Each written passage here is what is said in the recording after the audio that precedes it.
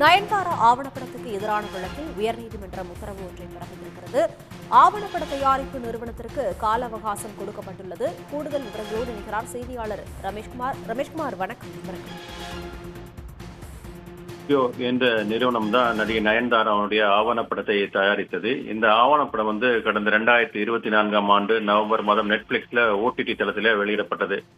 இந்த ஆவணப்படத்துல தான் தனது ஒண்டர்பார் தயாரிப்பு நிறுவனத்தின் அனுமதி பெறாம நானும் ரவுடிதான் பட காட்சிகளை பயன்படுத்தியுள்ளதாக கூறி 1 கோடி ரூபாய் இழப்பீடு கேட்டு நடிகர் தனேஷ் தரப்புல சென்னை உயர்நீதிமன்றத்தில் சிவில் வழக்கு தாக்கல் செய்யப்பட்டது. இந்த வழக்கினுடைய விசாரணை நிலுவில இருக்கிறது. இந்த நிலையில தான் நயன்தாரா அவருடைய ஆவணப்படத்துல அனுமதி பெறாமல் சந்திரமுகி பட காட்சிகளை பயன்படுத்திய குற்றம் சாட்டி படத்தினுடைய பதிப்புரிமை பெற்றுள்ள AP இன்டர்நேஷனல் நிறுவனத்தின் சார்பில் சென்னை உயர்நீதிமன்றத்தில் மேலும் ஒரு வழக்கு இன்று தாக்கல் செய்யப்பட்டது. அந்த மனுவில் ஆவணப்படத்துல சந்திரமுகி பட காட்சிகளை நீக்க கோரியும் 5 கோடி ரூபாய் இழப்பீடு கோரியும் நோட்டீஸ் அனுப்பியும் இன்னும் அவற்றை பயன்படுத்தி வருவதாக அந்த மனுவில் குற்றம் சாட்டப்பட்டது.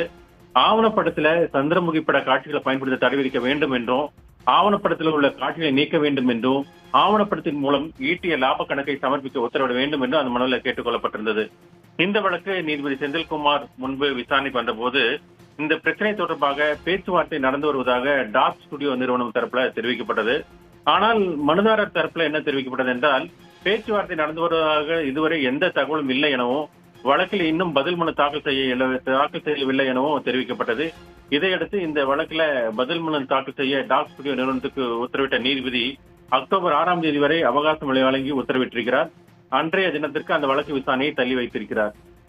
உடனுக்குடன் செய்திகளை தெரிந்து கொள்ள சன் நியூஸ் பெல் ஐகானை கிளிக் பண்ணுங்க.